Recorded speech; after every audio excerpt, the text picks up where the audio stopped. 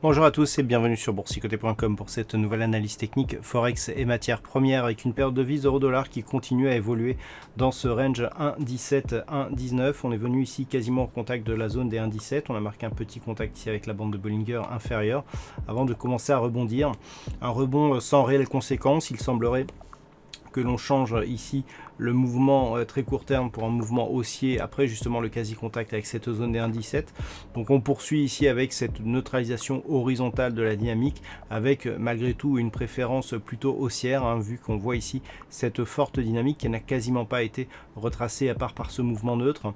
Donc on est toujours dans cette zone de range avec une probabilité assez forte, hein, d'avoir une cassure prochaine de la zone des 1,19 en direction de nouveaux plus hauts significatifs, sachant que le niveau d'invalidation de cette anticipation plutôt haussière se situerait sur une cassure nette de la zone des 1,17.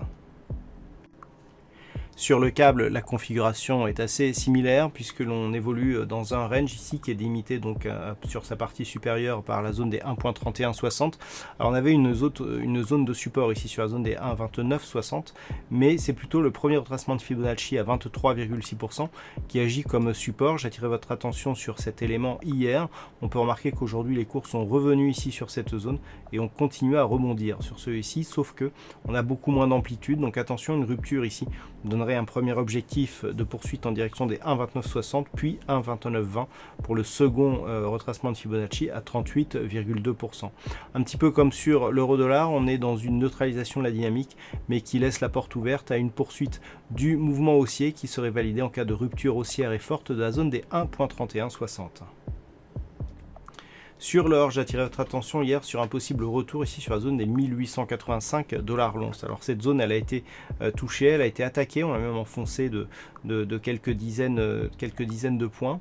Et puis au final, on est remonté, on a marqué ici un beau rebond technique par rapport à cette dynamique. Alors la première chose que l'on peut constater donc sur ce graphe, c'est que l'or retrouve de la volatilité. On est venu ici de manière très rapide, passer d'une zone ici proche des 2050 à la zone ici des 1860 avant de rebondir ici sur 1940. Donc on est vraiment ici sur des évolutions très fortes. Les indicateurs nous montrent ici une dynamique plutôt haussière. Le RSI est sur une trajectoire de sortie de sa zone de survente. On peut d'ailleurs remarquer que le RSI évolue énormément dans ces zones extrêmes actuellement, hein, avec ici cette phase de hausse et puis cette phase de baisse. Donc un or, donc le gold, hein, qui ici coté en dollars, eh bien, qui gagne de la volatilité, mais qui reste ici sur des contacts avec des points techniques, hein. Donc il va falloir être vigilant. Alors là, on peut privilégier un retour ici et une baisse de la volatilité entre 1885 et 1980 $ l'once pour la fin de la semaine, mais rien n'est garanti. Donc on peut avoir ici une temporisation. On est toutefois sur une impulsion ici forte sur la bande de Bollinger inférieure, sous la moyenne mobile 20 exponentielle. Cette moyenne mobile ici pourra éventuellement avoir un rôle sur l'évolution future du gold. Toutefois, on est là sur un retournement de tendance.